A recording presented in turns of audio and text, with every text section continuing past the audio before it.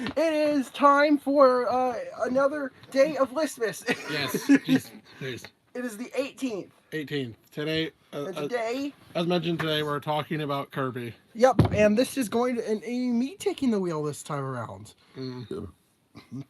And I am the one with the zero. I made this list. God. Oh my god. It's basically. Yes, you made this list. And tomorrow and Yes, yeah, I the next. went over that. For basically today through the 22nd, my lists. Yeah.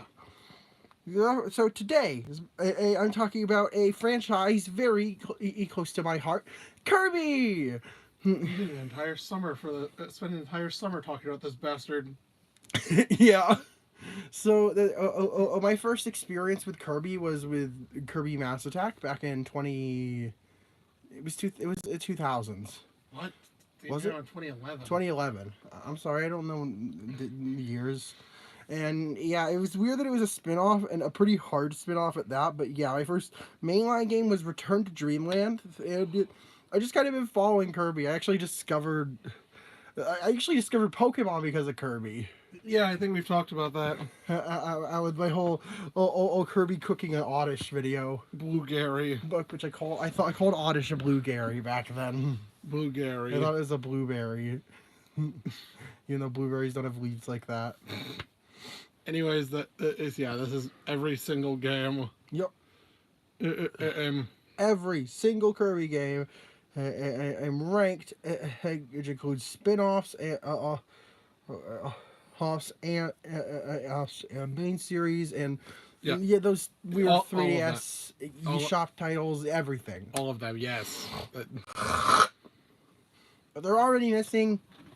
None I haven't played. None I've played, at least.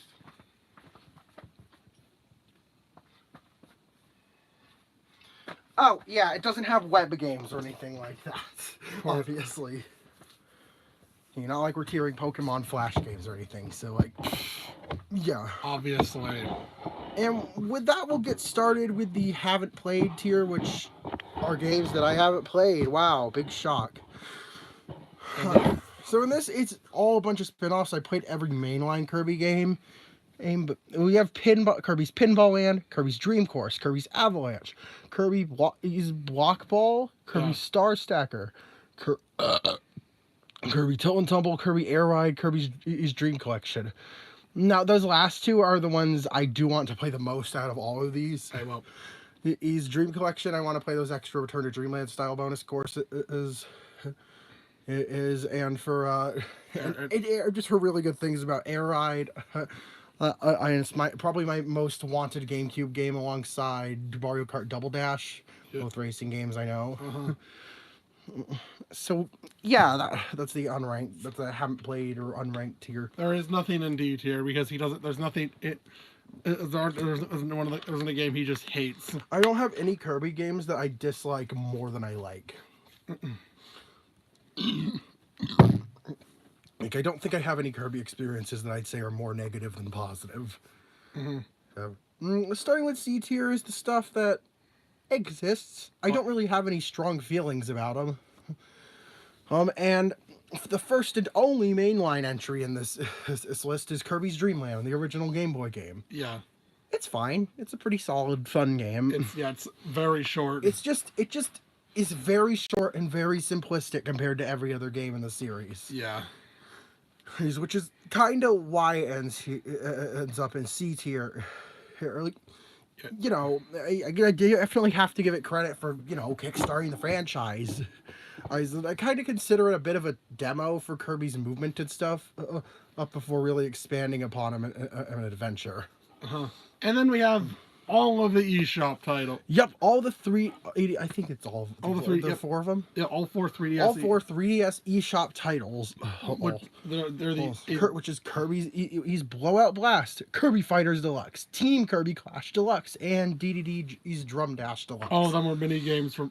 All of them are expanded mini games from Triple Deluxe and Planet Robobot. Blowout Blast being the what was it called? 3D Rumble. Kirby 3D Rumble. a mini game and expanded, and is sort of a pseudo remake of Dreamland with like the same locales and story, It wasn't even bosses. and even the bosses from that game, I mean, yeah, and with an extra giant DDD phase in the final boss. yeah, it's a very simple game. It is a very simple game, not much to it. The same really goes for the others. Kirby Fighters Deluxe is just Kirby Fighters, but like it has a multiplayer mode now. Is that it? Oh, and it's like, and it has new, I think the hats are new in this version specifically. No, I think it might have some abilities that weren't in the original. Nope. No? Well, if you have played the original minigame, you're not missing much at all here. Here. Team Kirby Clash Deluxe. It's a free to play. It's a free to play game, and yeah, it's just basically a Kirby Clash minigame, but with upgradable armor and more missions. And still not much to it. It is a bit bare bones. And DD's Drum Dash Deluxe. He's terrible at rhythm. I'm terrible at rhythm games, but it's pretty solid. And I actually got the highest rank on every stage except for the... I didn't do the Maglor boss theme. You get crowned. Crowned. That's the name of the track. You didn't do crowned. I didn't do crowned. And then and whatever secret final track I probably unlock. Yeah. Like, and in C. Now we move up to B tier. Good. Let me take a drink.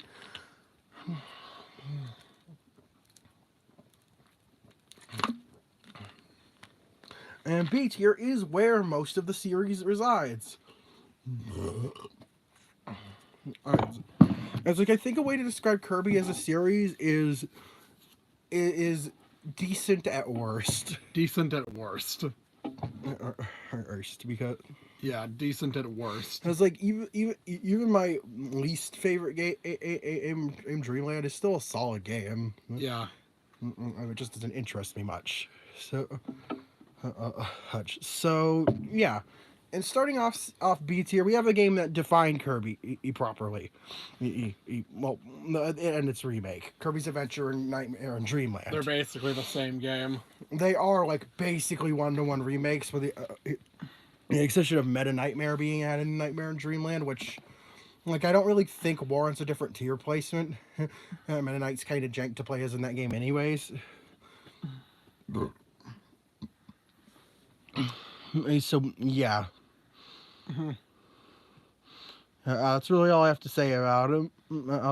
Those two, they introduced copy abilities. They have a lot more levels, illustrated switches that unlock mini games and copy ability rooms.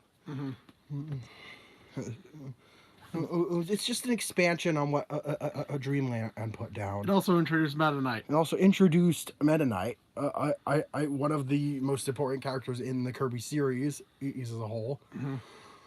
And there's yeah, and one thing I do have to say is you could tell it was the first game with the copy ability because there were some weird gimmicky abilities more so than any other game in the series. We'll talk about that. We'll talk about that tomorrow. But that is a topic for tomorrow because. What is ball? What is light? Backdrop? Yeah. They're weird. So, and now for a game that I love the gameplay of, but I just think is a bit stupidly frustrating at times. I'm Dreamland 2. Kirby's Dreamland 2. The sequel to the original Dreamland, even though it has more in common with Adventure. Or I guess they called it that because it was on the Game Boy. Yeah, probably why. Doesn't explain Dreamland 3. Well, I guess the gameplay was more like Dreamland 2 in that case. It's confusing. But yeah, Dreamland 2 introduced Rick, Kine, and Koo. The animal friends. And there were 7 abilities to choose from. So Kirby had his 4 base abilities, and the animal friends each had a variation on it. So in that game in particular, there were a total of 32 different attacks to use. is that of course each animal friend has their own abilities. It's divided into worlds. Yeah, yeah. Now the rainbow drops can be in stupid locations and Yes. require a require a specific animal friend with a specific ability to get. And there's just some of them get really stupid. Like I think the one in World 5, it's the one in the vertical auto scroller level. Oh, of course, that one. Oh, Red Canyon. That one frustrates me every time. There's also that one where you have to go do a lot of back and forth, which I think is in World 6. And of course, the one in the final world is confusing and requires you to basically trial and error your way to through picking the right ability and going in the right door or a bunch of times. Times in a row. How are you figuring this out without a guide? And then there's the. And of course, the final boss is on an invisible time limit, and I never beat it without save states. But all those aside, I love the new mechanics introduced, and it had some cool boss ideas too, and it's just a fun game. If frustrating at times. And now we have Kirby 64, the Crystal Shards. Right. This game, I am sure would be in A tier if I vibed with the control scheme better. Yeah, Kirby 64 forces you to use the D-pad. I played this game on the Wii U Virtual Console, and the entire game, most of the challenges I had with it were learning the controls, because it was so awkward for me. Like, you would not believe how much I struggled and how often I used the circle pad only to get rid of my use the stick and only to get rid of my ability on accident because I instinctually tried to use that to move. I don't know why this game opted for the D-pad. I don't know. Could they not program in diagonal movement? I guess, I don't know. The first 2.5D Kirby.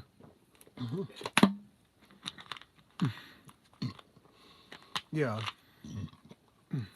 I hate that phrase. What? I hate the phrase 2.5D so much.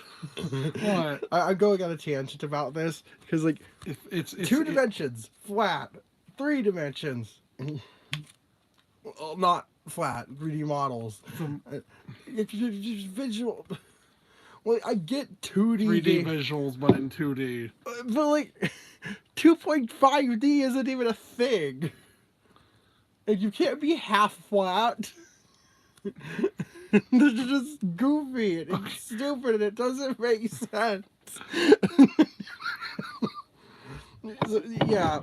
I love the new ability mix system in this game where you could combine any 2 abilities. Or that'd be the same one under 2 different ones. And now I believe there are 64 different combinations of abilities. If I remember correctly. Got shit like Fridge Kirby. And there are obviously some dumb ones in here, but there are also some really cool ones. It's not fucking lightsaber Kirby. Yeah, like Fridge Kirby's unironically good because it creates food and it's to heal. You got fucking lightsaber Kirby. Oh, God. Sorry about that. That congestion. And of course, the game it was just a lot more polished than the games that came before it. Okay, and true 100% is really dumb. With the whole playing levels over and over to get cards. And some of the crystal shards just being arbitrary, bring ability to this location, and then use. It's not really a puzzle. It's just a simple lock and key. Like, oh, you see this now, so go back. So come back to the level with another ability, and it feels a bit padded. Isn't that basically just the thing with the Dark Matter trilogy? Yeah, very much a lot of ability lock and key in that game, more so than a lot of the modern games do, or at the very least in the modern games when you need an ability, it's almost always nearby. But yeah, I spent a bit on it on 64. Let's move on to another spin-off of Kirby and the Canvas Curse. Kirby Canvas Just Curse. can't Kirby Canvas Kirby Curse. Canvas Curse. There's Kirby and the Canvas Curse. But yeah, it is a DS. Was it a launch title? No, it was a DS title, a spin-off. yeah, an early DS title. An early DS title, which utilized the stylus and touchscreen extensively. Touching is good.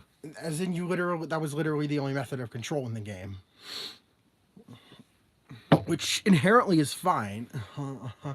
I mean, and you know what? I actually do love the levels. And the control scheme feels good. But now my problem is how much padding there is when you're 100%ing this game. This game is really padded out. Out. Play through the game 5 times. Play through every level with 5 different characters. And do all these line trials and time trials. And go... and play through these mini games that do insanely well. That Krakow mini game haunts my nightmares.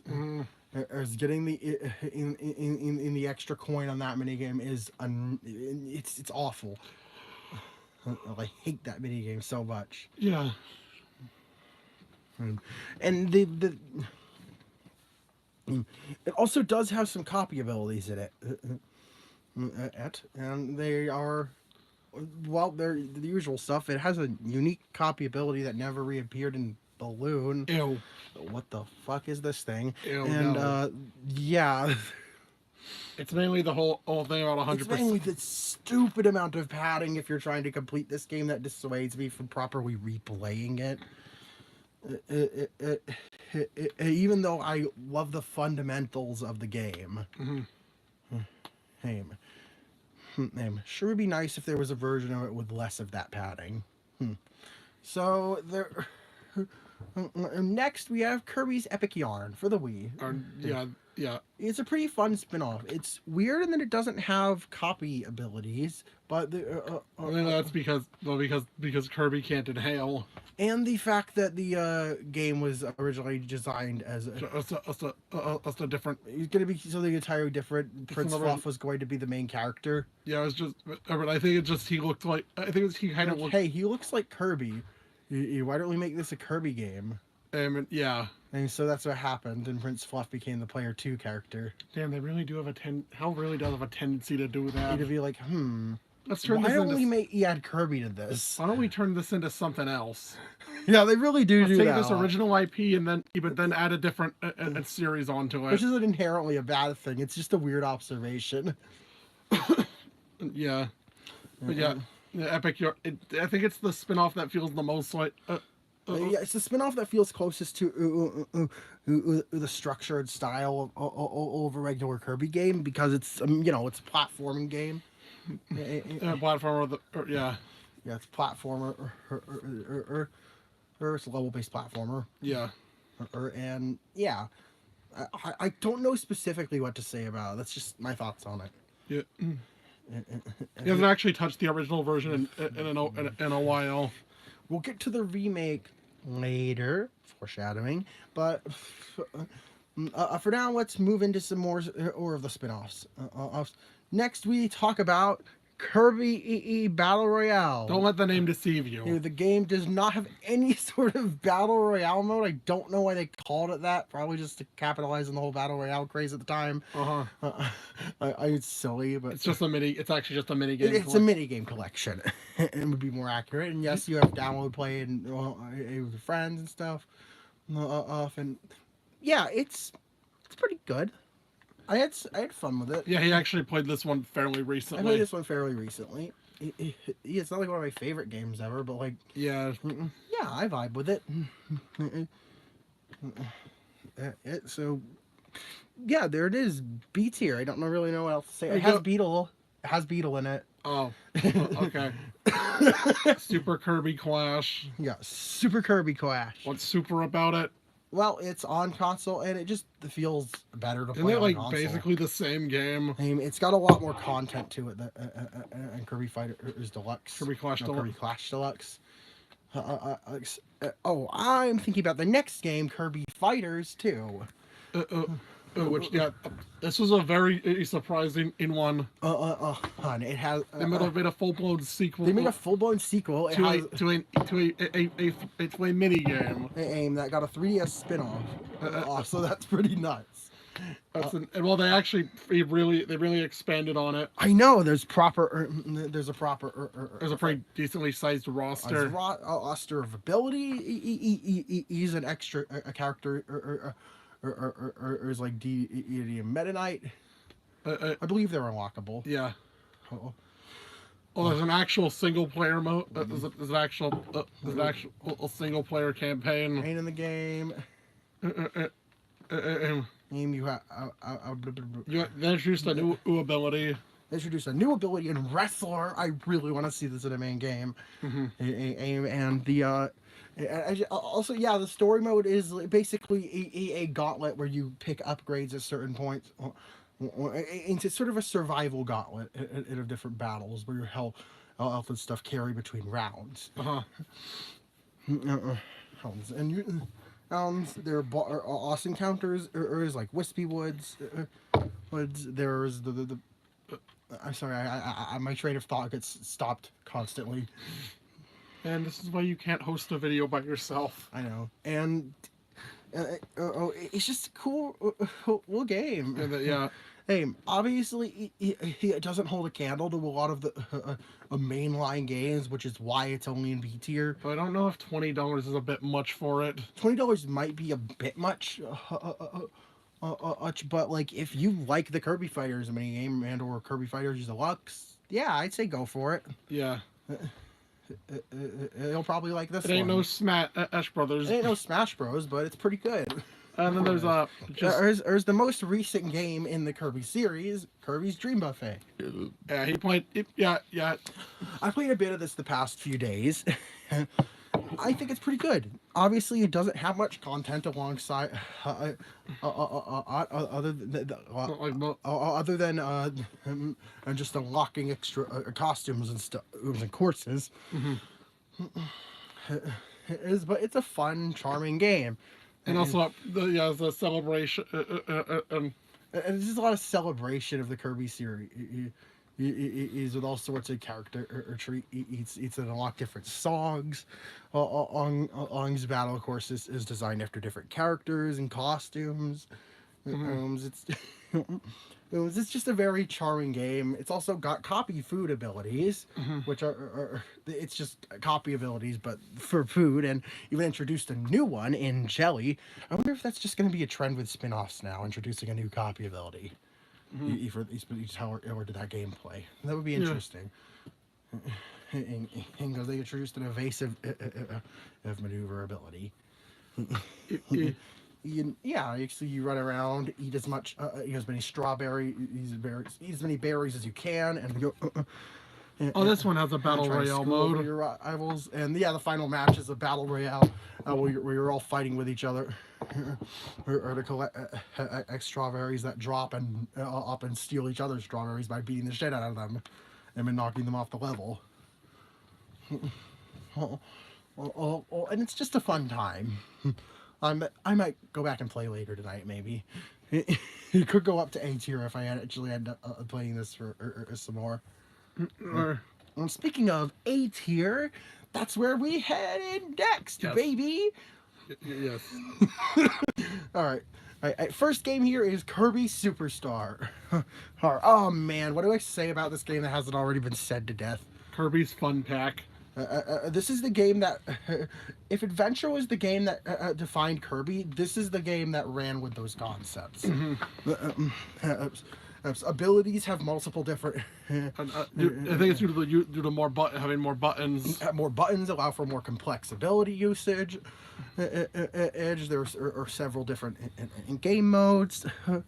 Granted, none of them are particularly long in their own right, but but most of them are pretty fun. Great Cave Offensive is also pretty fun, but The tower can go fuck itself. I hate that level. Yeah, level I 3. hate level 3. But Level 3 is pretty offensive. yeah, level 3 offends me. And he introduced a ton of really cool abilities that some of which like wing and ninja and fighter have become serious staples. It introduced the halberd. It introduced the halberd and Meta Knight's Revenge, and sort of fleshed out that rivalry that was sort of hinted at in Adventure. Or had a helper system, even though the AI helpers were dumb. AI helpers are dumb in this version. Introduced the arena, which is a series staple now. I mean, it's more of just an evolution of it versus boss. I mean, it is, but like the way it's structured with like whole picking your ability thing. It also being it's instead of just being a big one, a giant gauntlet. The way it's structured, Superstar defines how the arena is structured throughout most of the rest of the series. I've seen most of because there are outliers like 64 and I think Squeak Squad. Utter Amazing Mirror, but yeah. And was there something else I was going to say about this one? I put it in A tier, and it is an amazing game, and just I will talk more about its remake in a bit, but yeah, that's all I have to say in that matter. And next we move on to Kirby's Dream Land 3, the threequel. 1997. Yeah, this game looks really good for an NES game. SNES. SNES. So 1997 on the Super Nintendo. Oh, and yeah, it's one of those things where you can really tell how far they came with the hardware. Oh yeah, it's just, the art style. The art style is really cute and unique.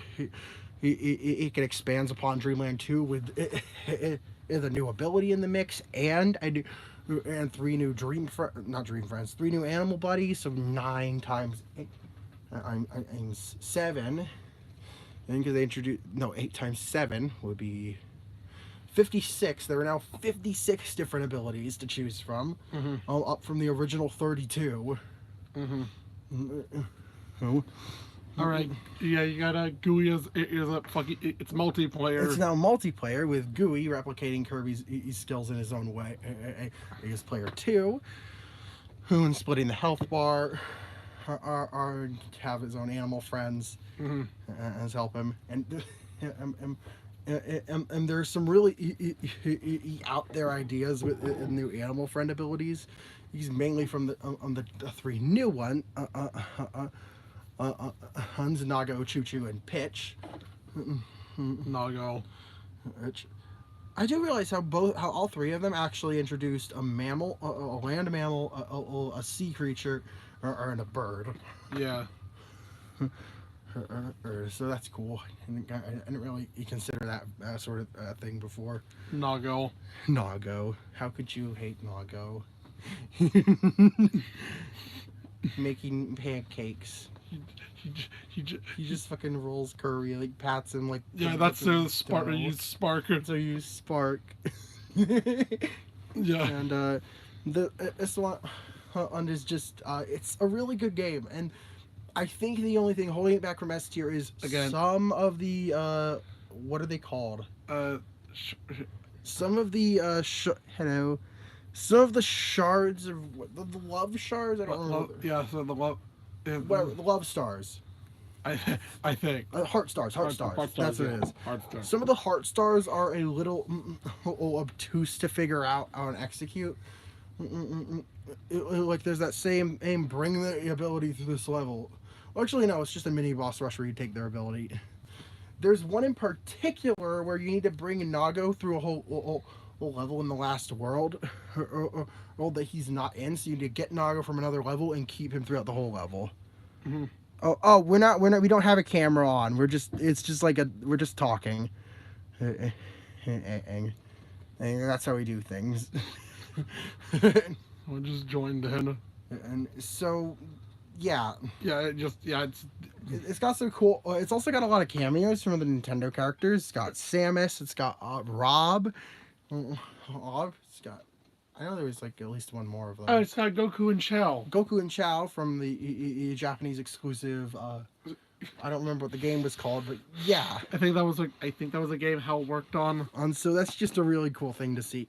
You fucking freeze Metroids. Yeah. It's, And it's just a really good game, and I recommend it.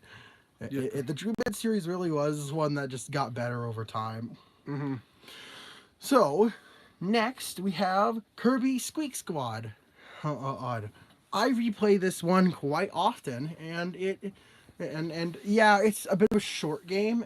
It's level based. First time you beat it in one sitting. Yeah, and interestingly, in this game, there are hidden levels you can access by collecting specific treasure chests. You can also upgrade your health and your abilities. You get new colors and music in the sound test. Mm-hmm. Yes, and it's just really cool. And they also took advantage of the touch screen with the whole copy palette. Mm-hmm. Yeah, as you can like mix certain abilities once you get their scrolls, and you can also just mix two random abilities and re-roll it. Albeit the ability mixing is a bit limited. It is a bit limited. There are only 5 combo abilities. Yeah, 5. Fire Sword, Thunder Sword, Thunder Bomb, Ice Sword, and Ice Bombs. Yeah. There are no fire bombs for obvious reasons. Mm-hmm. Even though there are in Star Allies. But yeah, it's just like Yeah. they got some cool new abilities. I particularly am a fan of Animal, and it's just that the system is fun and the gameplay is fun. I do think the copy palette having you constantly make room for chests, I think there should be more space in it. Uh-huh.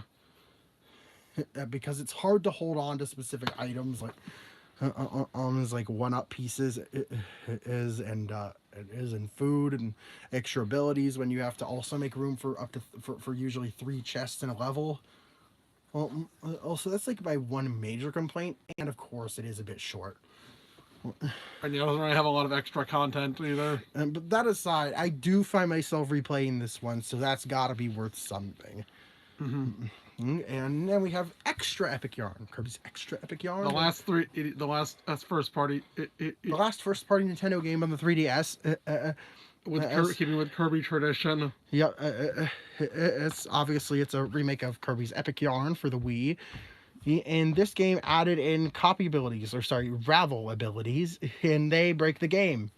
Which honestly I think is fine, because the original game could be a bit of a nightmare to get gold rank on some levels. Mm-hmm. It still is in this version, but like not as bad. Also, yeah, just got standard button controls.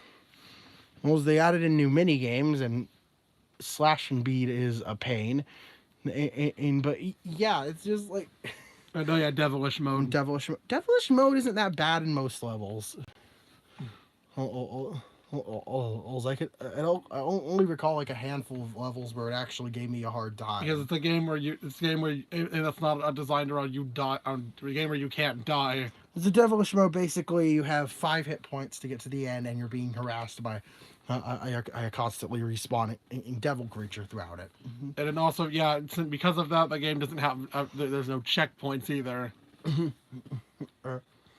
And yeah, that's really. And yeah, he actually 100% of this one. Yes, I wasn't able to do it on the original. I remember Frigid Fjords being a traumatic level. It still wasn't us in this version, and that level is like absolute pain to get a gold medal on.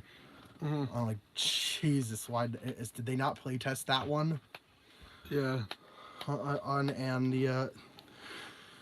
And of course, the new content's cool. They have, there's, yeah, you also have the mini games with the people who move into the apartment building. Yeah. And those are neat for the most part.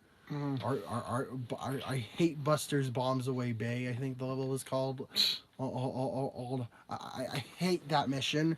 And that one is a nightmare, and I never want to play that mission again. And Yeah, that's the note I'm gonna leave this on, I guess. Sure. Sure you hate That's a weird note to leave that one on. Yeah, But I yeah, hate this thing. I hate this mission. Moving on to another spin-off. Of course. Don't worry, promise. There are only two more spin-offs on this list. This is one of them. This one is a. This one is very near and dear to my heart, and among and like along with the last spin-off we're talking about on this list, candidate for my favorite Kirby spin-off. Of Kirby Mass Attack, my first Kirby game, as stated at the start of the stream. Yeah, yeah, he has a lot of nostalgia for this one. And it's a really fun game. It's got a lot of character, it's got a novel but an intuitive gameplay system. With the flicking. Though I do sometimes it is a bit unresponsive. If as in like the game doesn't recognize whether you're. I think it's mainly trying to get the Kirbys to group up on the stylus doesn't work properly sometimes, and some get left behind. Yeah. They don't do it fast enough, but yeah.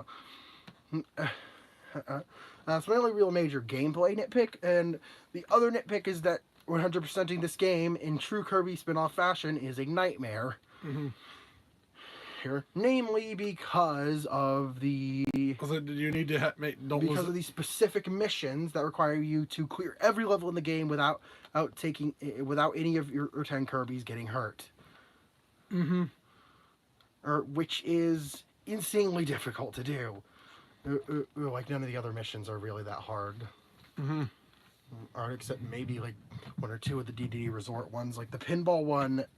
I'm so sorry if you've done this without save states. You've been through so much. Yeah. But yeah, it's just a fun game. I love the way it plays, and he's uses a lot of music from Air Ride, from what I've heard. Yeah. And now no. I particularly like the Ice and Magma and Desert songs onto this game, and it also has some really cool mini games, games that you unlock by collecting medals. Also has a ton of Right Back at Ya references. Yeah, it has a lot of references to Right Back at Ya, namely in the mini games. Like there's some characters from it in Kirby Quest. That's like customer service. Like customer service guy appears in the Stratos Patrol EOS death screen. And there's the old man chef guy from not Chef Kawasaki, the other guy from that one episode. That appears here's as a boss in us in Kirby Quest.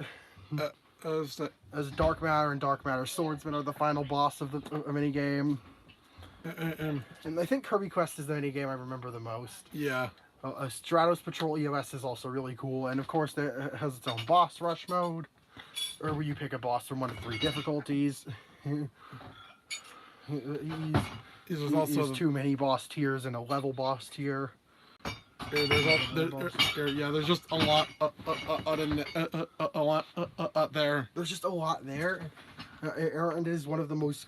It might be the most content-rich Kirby spin-off. Off alongside Epic Yarn and its remake.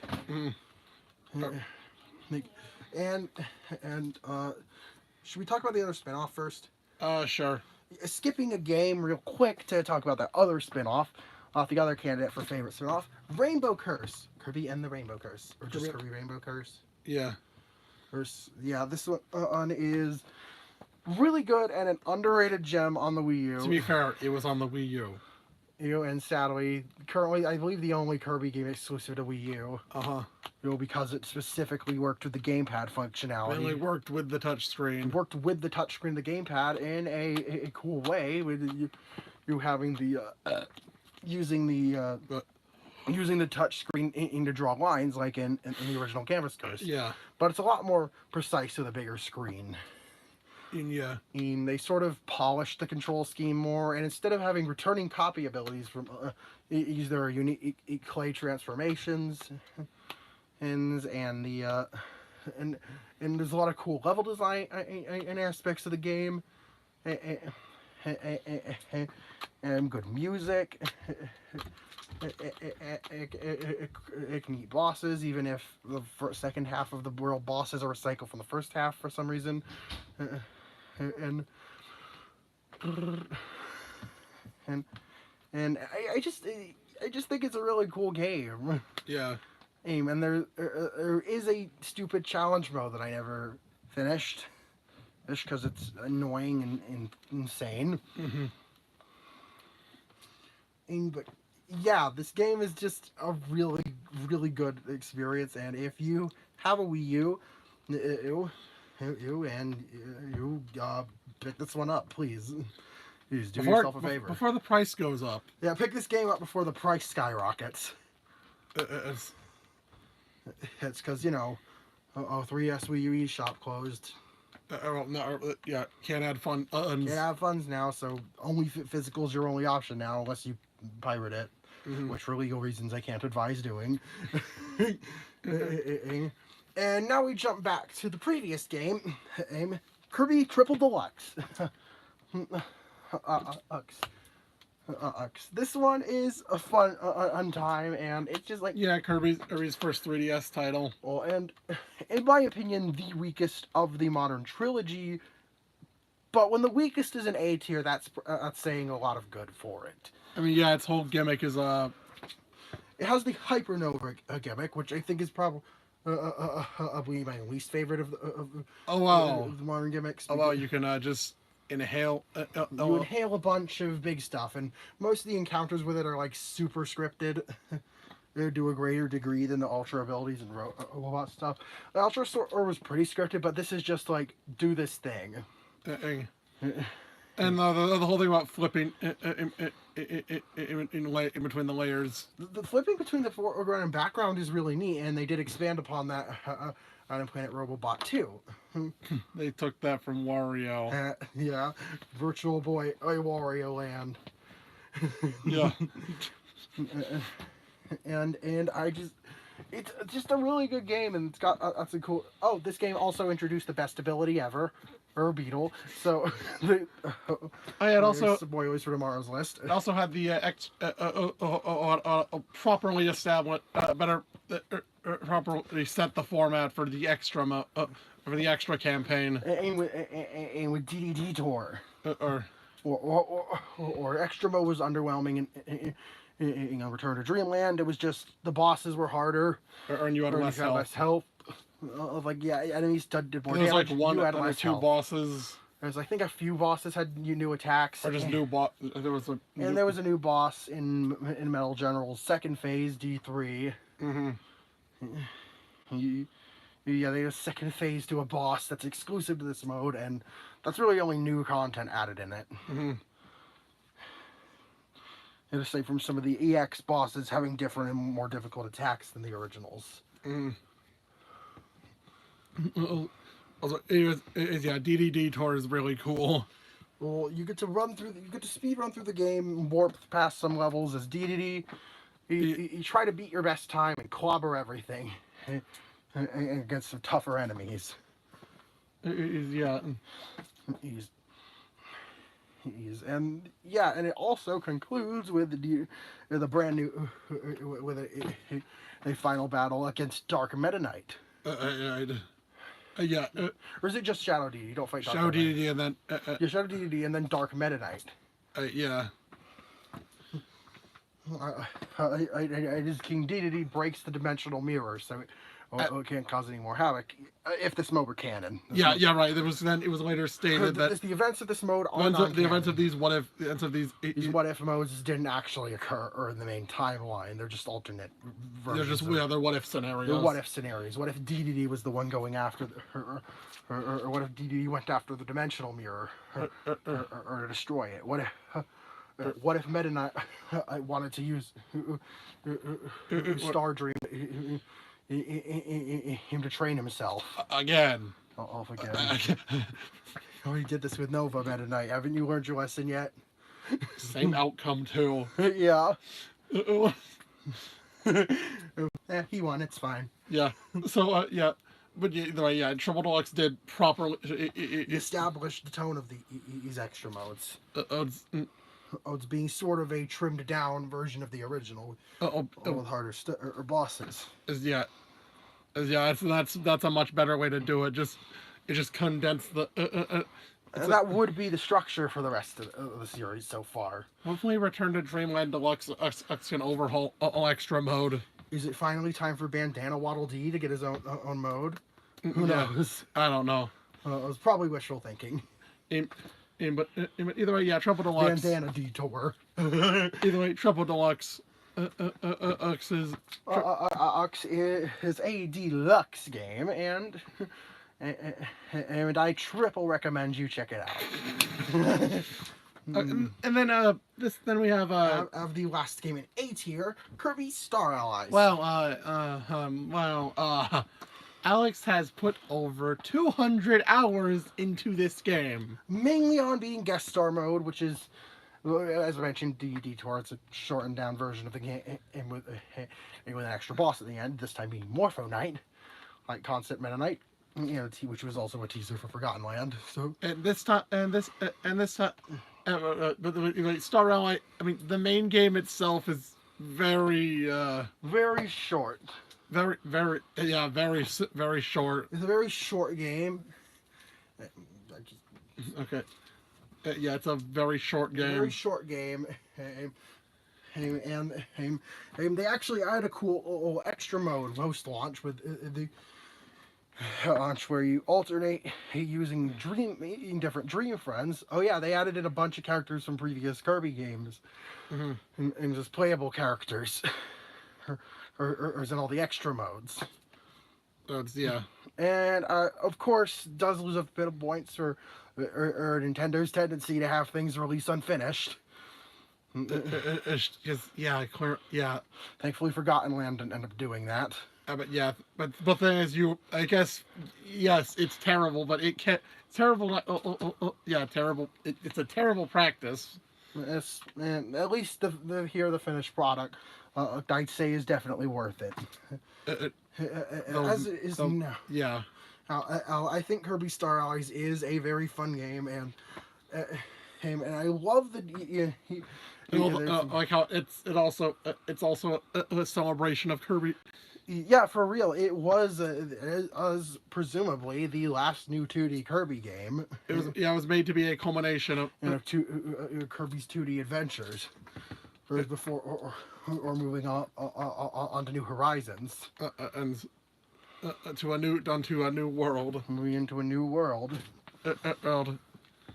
And I think it really does just ooze that celebratory vibe. Yeah, you got these puzzle puzzle pieces is that assemble picture or displaying past games and characters. Literally all of them. And I think each Dream Friend has an associated puzzle. Oh yeah. Or at least each group of Dream Friends. Each group of Dream Friends has an associated puzzle. Well, did I mention the Dream Friends all have like super or cool abilities? Easily, like some of them are modified versions of existing abilities. Some of them are completely off the walls, like Susie and Magalore, or in Marks. Arcs, and it's just really, really cool. And having all these options is amazing. I just wish the game had a bit more base content. Hey, because guest star is you only really need to do it once. But like I did it a lot of times. You did it with all of them. With every character, and yeah. No, not worth it. Don't do that. Don't do it. Don't do what I did. That was insane. You could have just done the Dream Friends, and at the very least, and could have only just done the Dream Friends. I'm gonna bring this in the bathroom. Okay. I know the list. Instead, how like they did. Also, you could also. The thing is, guest star at launch. I think guest star at launch originally only had one. Just one map. No, I think it's no. No, it's just the game, the character. No, it's just that there was one vial for each one. There was one vial for each character, and every character shared them. In when the game was when the game got updated, Dream Friends would get their own. I think when the second update, When the second wave, out, when Wave 2 of the Dream Friends came out. Oh, was that Rick Haiku or the next one? I think that was Wave 1, yeah. Yeah. And like Wave 0 would be Meta Knight, the ones that launch. Yeah, Wave 2, the 2000 ones. That one added in the ability to have different, added separate save files for every guest star character. Yeah. Which, yeah, that should have been in the game at launch. So yeah, and of course the post launch on Dream Friends got crazier and crazier, or guest star remixes. Also, yeah, you can play as the last one lets you play as the mages. Yeah, lets you play as the Mage Sisters as a reward for getting the good ending and collecting a bunch of stuff in Heroes in Another Dimension. And yeah. And it's really cool. Again, this one is almost S tier, I think. Then there's also like your Soul Melter, like how the best one, the really good handling of the arena. With you being able to customize the difficulty. In Soul Melter being the equivalent of the True Arena. And then having a True Arena EX. By pressing in the extra mode. By using the extra mode input from on the original Dreamland. And you get to fight the bosses from Heroes in Another Dimension. All of them are. And a harder version of Void Termina, final boss. What is EX? I think it's just a Void. Void. The last phase is just Void. Mm-hmm. Wait, yeah. What's your ultimate reward for that? You get Kirby. You get a classic Kirby. You get classic Kirby. Just Kirby. Basically, Kirby looked in some of the NES. How Kirby looked in the Kirby looked in the 90s. Yeah, 90s Kirby face. That's a really cool reward. Yeah, I adore that was an inclusion. There was just so much soul put into the game. And it's a shame. And the release cycle of it was a bit of a mess. God, I think it was one of the earliest signs of that. Yeah. And now we move up into S tier. Let's go. These are my 5 favorite Kirby games. The goats. The goats. Okay. All right. Starting off, we have Kirby Superstar Ultra. I said we'd get back to Superstar, and here we are. Mm-hmm. This one unadded on its Superstar, as you know and love it, with some quality of life changes, mainly involving the touchscreen and enhancing the experience. And also, smarter AI. Smarter or partner AI that actually. Since you that means you don't require a second controller to 100% Great Cave Offensive. Mm-hmm. Of course, there are new modes now. There's Revenge of the King. And you get Meta Nightmare Ultra. Also, Revenge of the King being What? Actually, Meta Nightmare Ultra was the first one like DDD Tour. Yeah, Meta Nightmare Ultra was that. Meta Nightmare Ultra. Where you played through basically everything else with Meta Knight. Yeah, Meta Nightmare technically was the fucking prototype. Of the concept, it was refined a bit with Meta Nightmare Ultra and made into what it really ended up into what we know now. Oh yeah, it's on DDD Tour. A new character with a bunch of he's different and basically an enhanced version of another ability. He's fighting harder bosses and yeah, the whole shebang. Yeah, this game introduced Galactonite. I too. Yeah, Revenge of the King. We already went over Meta Nightmare Ultra, Secret Final Mode, the True Arena. Yeah, the game to introduce it. Of course, there's new mini games as well as being able to unlock the old mini games after clearing Milky Way wishes in this version. Yeah. And Helper to Hero, a sort of mini arena. Where you fight all the new bosses. When you fight, I the new bosses, but not the Meta Nightmare versions of them. Yeah. So there's 3 arenas in this game. Yeah, damn. I know how. And which is something that wouldn't be done again until Ill Forgotten Land. Yeah, I think how. I think Guest Star is kind of an expansion on Helper to Hero. You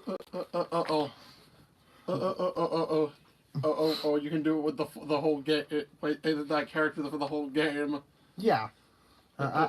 So you pick a partner and play through. Partners is of course just having the abilities, being those abilities, but you can't lose them upon taking damage. Some of them are worse than others or better than others, and yeah.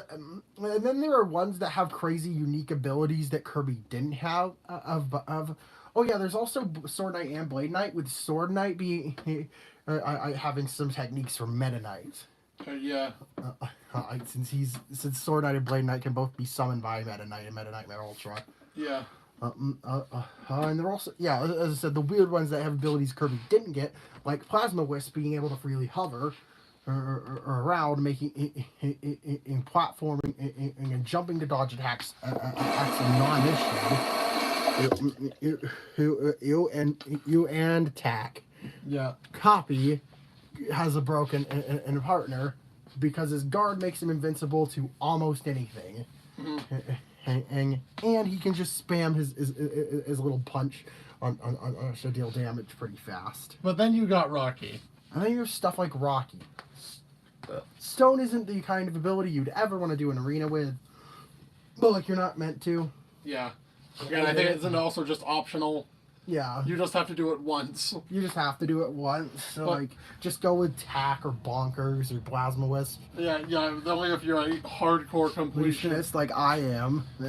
I ended up doing Helper to Hero with all 20 or 25. It's 20 or 25. With all 20 or so characters. And I think Superstar Ultra is kind of the thing that kicked off the modern era. Yeah. Modern Kirby was basically defined by a Superstar Ultra. With the True Arena, a ton of side modes. A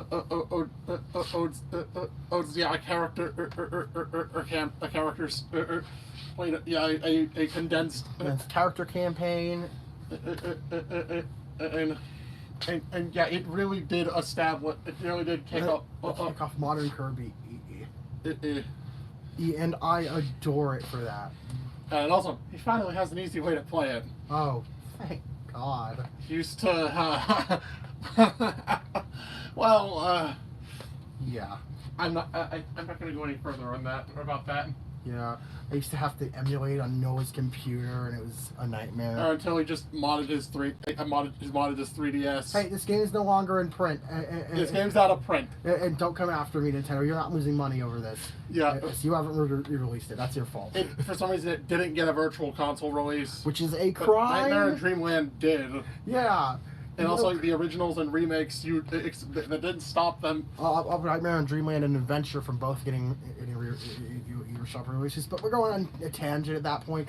Next, we talked about, we went slightly out of order because Superstar Ultra is a remake, but Kirby and the Amazing Mirror.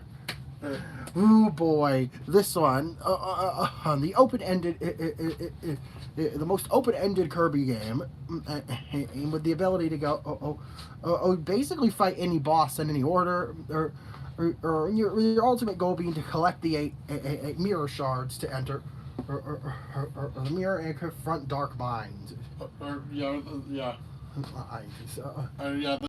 game introduced Dark Meta Knight. A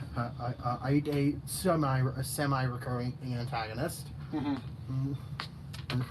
So to be fair, he only actually had one more appearance as an antagonist. Yeah. He was actually a protagonist in Star Allies, which is amusing in how the Dream Friends work and stuff. I like how it always asks, like, why are they helping you? Or do they have... Do they have ulterior motives, or what? Is he an ally, or is he all lies? Asking about Marks. Yeah. Marks in that game. And it's just really amusing. But either way, yeah. Choose Dark Meta Knight. Okay, really was just a reskinned Meta Knight.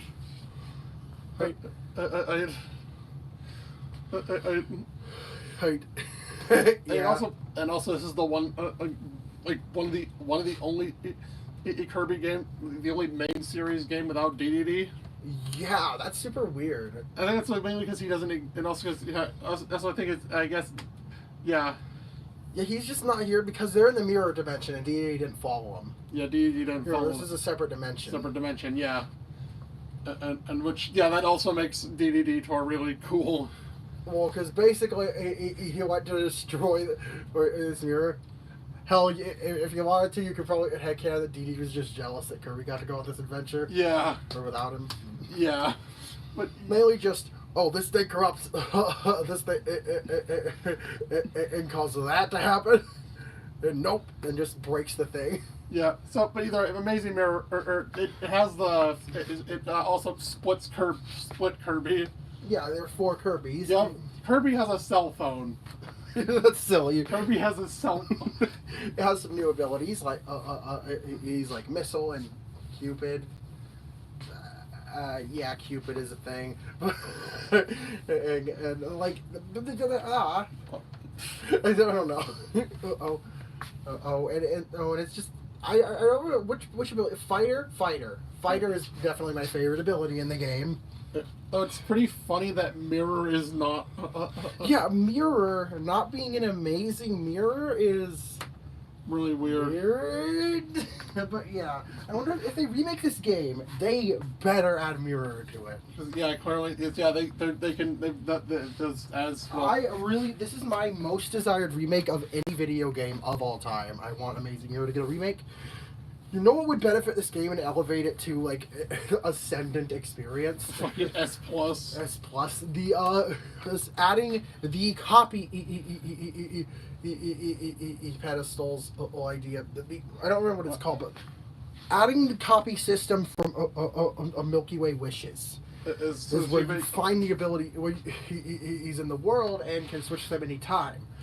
I think being able to, I think having a blend of the original game where at the start you do sort of have to copy enemies for their abilities, but you could find pedestals hidden around that let you switch that ability anytime. That would really open up the game. That would open up the game a ton more and reduce, basically, you make backtracking a trivial process if you know what abilities to go after. Or, yeah.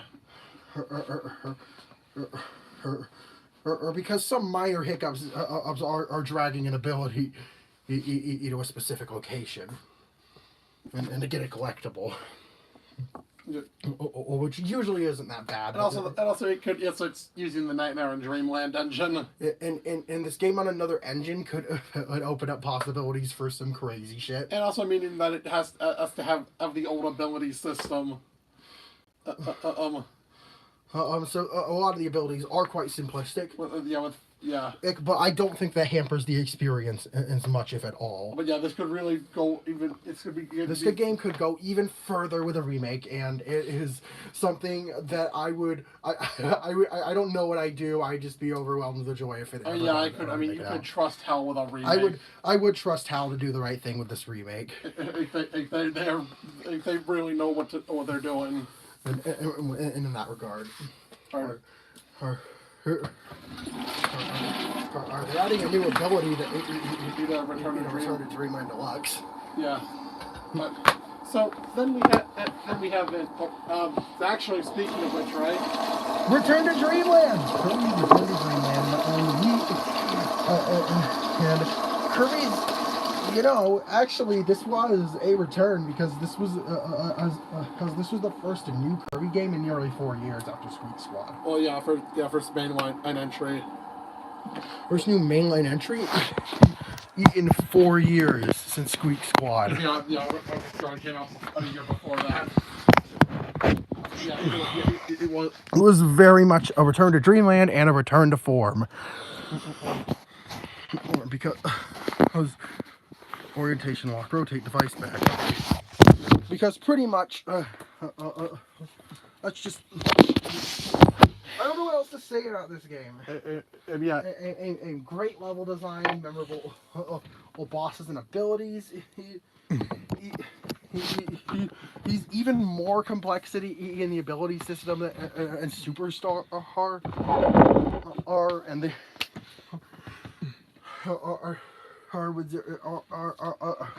are motion controls integrated in a way that feels natural and not intrusive to the gameplay experience. There's also multiple playable characters. And extra players can play as Kirby or one of Dedede, Meta Knight, Bandana. Well, I think in the remake they're allowing multiple people to play as the same extra character. I think. And also, and thing is, in the arena, in the arena you can play as any of the four, or because the bosses have been altered to not require super abilities. Yeah, super abilities being this game's gimmick and the first or sort of copy ability twist that they tried to come up with for the modern games. Yeah, Superstar Ultra laid the groundwork for Return to Dreamland, and it shows. It added. I just love this game, man. And the only thing where it falters a bit is the extra mode being disappointing. It's literally the same. Harder with an extra boss, but like even with the same. The main game stands on its own. It's got on a few dozen. And really solidly designed and decently long levels. Well, it's also got ability challenges. It is its own. It is mini game, some cool mini games. Some really awesome mini games. And some of my favorites. It's in the series. He's even introducing a new one in the remake. Yeah. So that's really cool. That was weird. And introduced water, which was for GCN or the GCN Kirby game. Oh yeah, this game actually took a lot of content from the GameCube Kirby game. Yeah. And revamped them. Like a multiplayer one.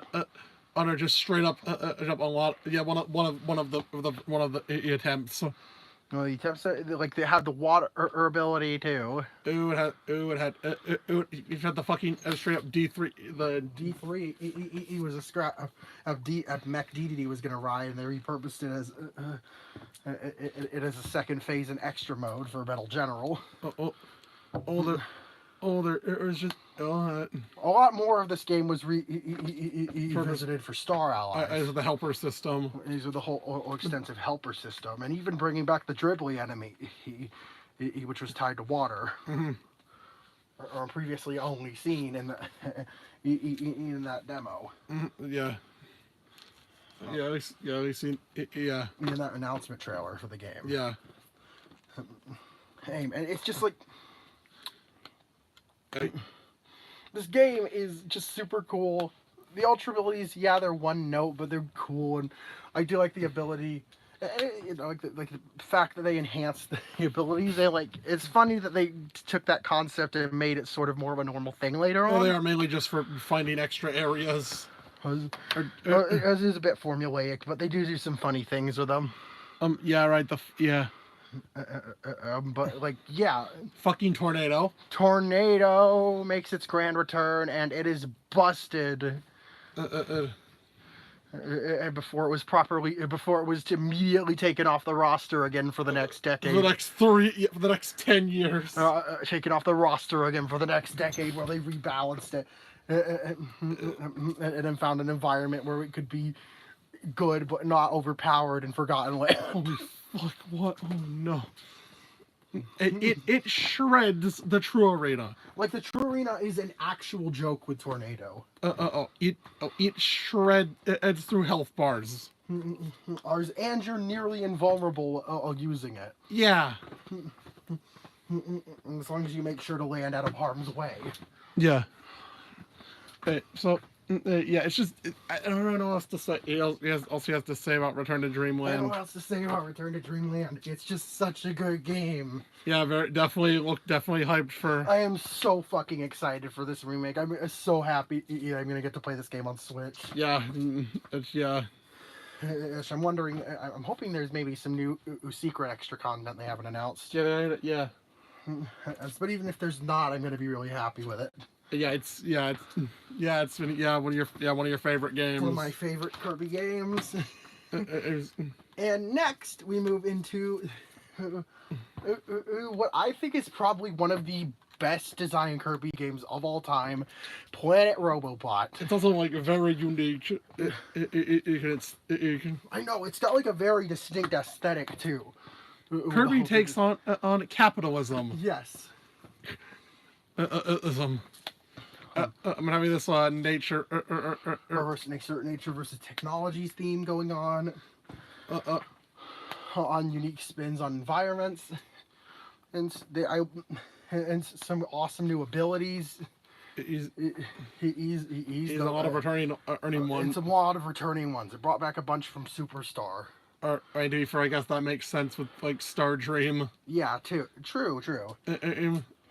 They added, as well as having a variation on water being poison, and the introduction of Doctor and ESP. Yeah, they brought back Jet at Mirror, or hell, they even brought back Smash Kirby. And they did it. They finally did it. They made a new gimmick that didn't feel invasive to the experience. And yes, the Robobot armor. And funnily enough, is like entirely optional in most cases. Yeah, isn't only used to get extra collectibles.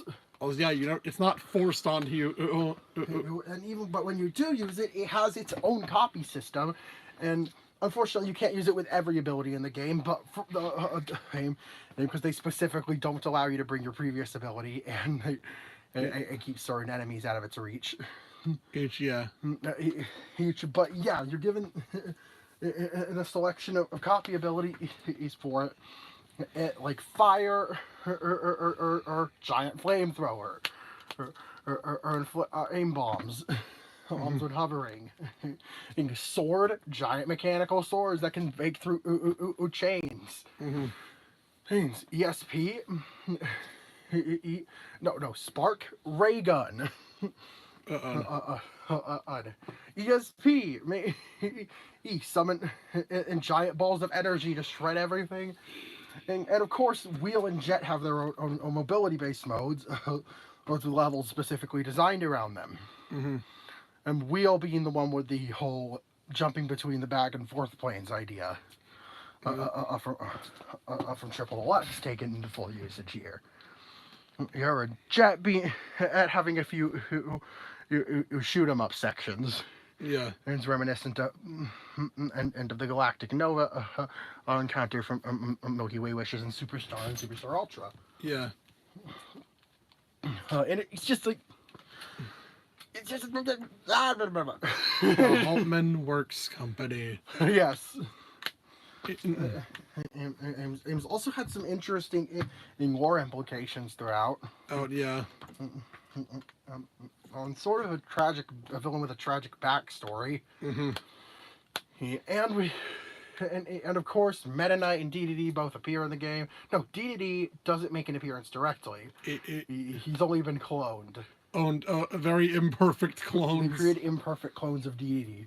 They have DDD's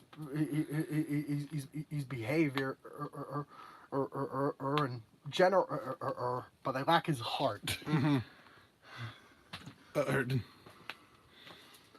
So, and of course, Meta Knight was mechanized, but you free him for being under control, and you integrate the Robobot armor with the halberd in the final boss fight. as you fight this planet-sized monstrosity. And yeah, Meta Nightmare return. It has Meta Knight going through, showing off how his sword is as powerful as giant mecha armor. Yeah. And can cut. It can do basic. It can solve basically any puzzle. Oh how yeah, he fights through a bunch of like how the ending is basically just to be continued because Meta Knight's what if story takes place after the events of the original. No, Meta Nightmare Returns ending is basically just the same as Superstar as well. This game shares a lot of DNA with Superstar. Or yeah, or in that regard. A lot of returning abilities from it. Particularly Milky Way wishes. Is yeah. As in concept, and of course Star Dreams ties to Galactic Nova. Yeah, and how it ultimately ends with a fight, a fight with Galactonite once again, and with Galactonite destroying the machine that summoned it. Yeah, and this game also has the hardest true arena of any Kirby game. Like, oh my god, I spent like more than a month grinding this out. Oh, and I needed the help of Amiibo heals to finish it. It is a fucking insane show. It is a terrifying gauntlet. And with an extra boss at the end. And just to fuck with you, you think you finished a Star Dreams shooter phase? We'll have one more on foot section that carries in your health from that last section. And have fun. And yeah, but yeah, it is yeah. And ironically, the on foot section is reminiscent of the shooter section from Milky Way Wishes. Yeah. Is where you destroy its cores. You destroy Star Dreams cores. Yeah. So with Robobot does so much. Is a very unique. Also, it brought back UFO. Yes. Either through the Kirby amiibo or if it was a 100% bonus. Yep. Yeah, just a completion bonus. Completion bonus for the game. But yeah, it's a really it's getting the damn robot Kirby. Yeah, getting the damn robot Kirby. And this game is just a blast and a masterful work of game design. Genuinely, I don't think I have anything bad to say about Planet Robobot. Yeah. And then we have the most recent mainline Kirby game, Kirby and the Forgotten Land. It's fun. Kirby. It took long enough, but I can probably say Kirby had a fantastic transition to 3D. Yep.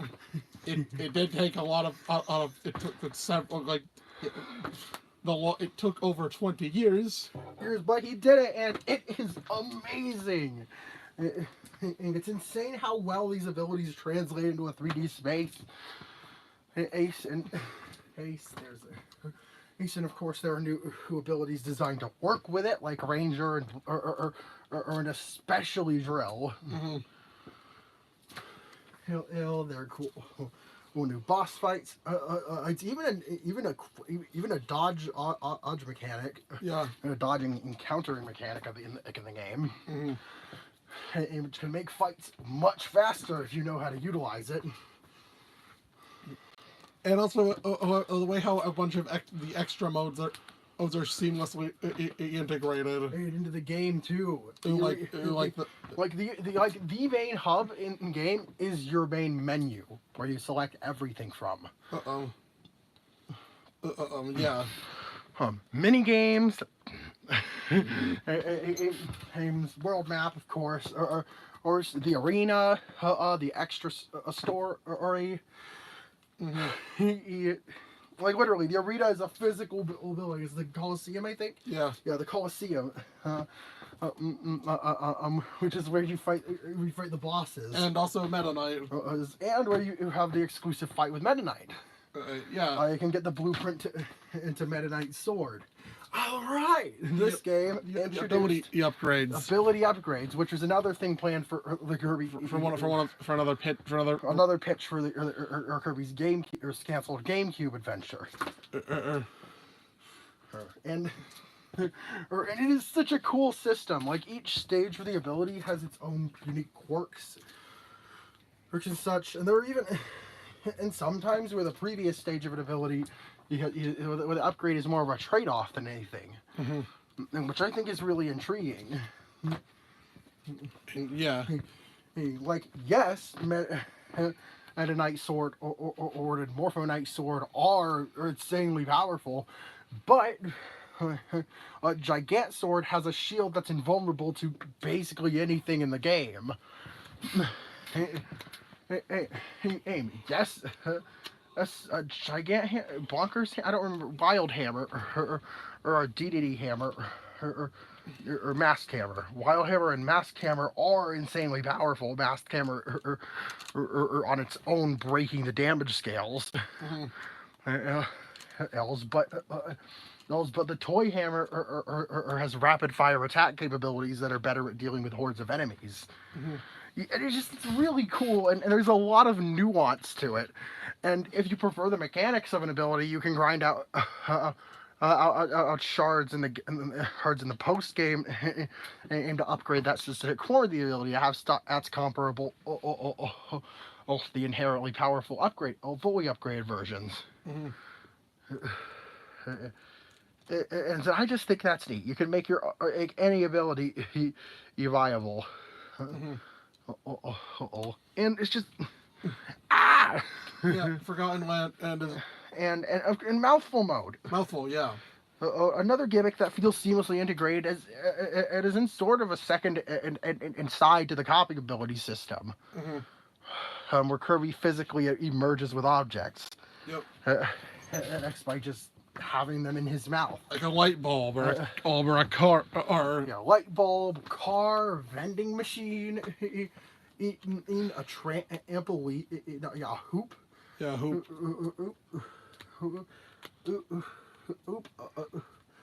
An arch. A fucking truck. A monster truck in the final boss. A big rig Kirby. Yeah. And of course, just the game inherently just feels really good to play and control. More so than I ever could have expected Kirby in 3D to feel. And also, yeah, it also just has a lot of as a respectable amount of content. Content for it. Like the extra challenges, and the fact that the Waddle Dees are specifically mission based as well as the ones you rescue in levels. Also adds more replay value to each level too. If you're going for 100%, even if there are a select few missions that are an absolute nightmare, like that one in World 4, beat the whole level without taking damage, and it's the mini boss rush. Rush in close quarters. Where you have to fight 2 projectile spammers at once. Also the double wild frosties. Use fear. And this game also has a ton of extra content. Yeah. And and even an amount of secrets to the point where I was still finding out about hitting stuff of weeks after the game's release. Yeah. He's like, what? They do have a second, they have a harder version of the mini boss rush hidden away. You have to platform on some seemingly inconspicuous rubble to get to. 3 howl rooms. Each with their own quirky methods of accessing them. There's the, of course, there's the extra story, which is actually part of the game. And I believe is fully canon in this case. Yeah, and hell, even the fucking true arena ends with Elfilin finally making peace with his other half. Yeah. After becoming whole again. Yeah. Oh, he looks so puntable. Oh, icky, no good. No, and the and there's also like And also in collecting the post, like in Star Allies' Hero in Another Dimension, it was unclear whether or not you were missing in hearts. But in this game, you actually one don't have to collect all the hearts in one go. I think do you? I think you do. Yeah. No, you don't. No. Because if you go back to a level, Elflin will tell you, "Hey, you're missing something in this room," which is extremely helpful and something that I was super relieved to find out about. How because it makes a revisiting a level for something you missed infinitely as confusing and frustrating. Mm-hmm. And because you know where to look now. Which, trust me, you'll need because some of these are in some obscure spots. And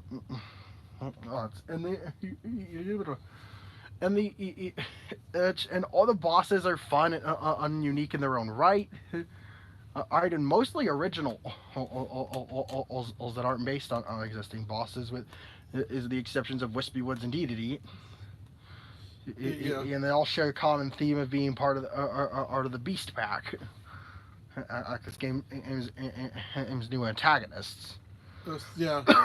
It has some amazing characterization and of King Dedede and Elflin and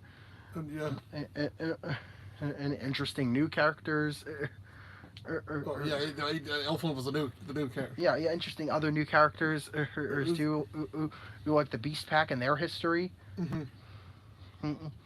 Oh yeah, this game aims side. I'd collect this game's side collectible. It was this game has a gachapon.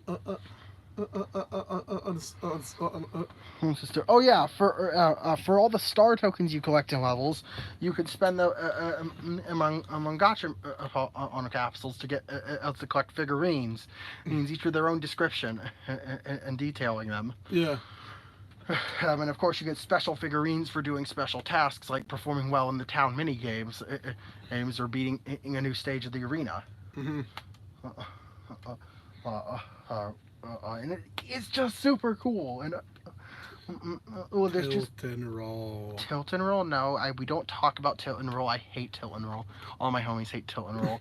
So I fucking adore this game, and there's so much charm and so many little details, and it's just it's like the whole experience feels so satisfying. Kirby has a fucking vocal track now.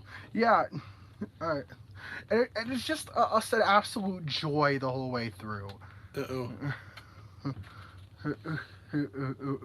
One of my favorite Switch games, and quite possibly my favorite Kirby game. Next game will tell if whether or not that's just recency bias, but like, I play this game. Play it. This game definitely. This game earned its Family Game Award. Its award is best family game, and easily.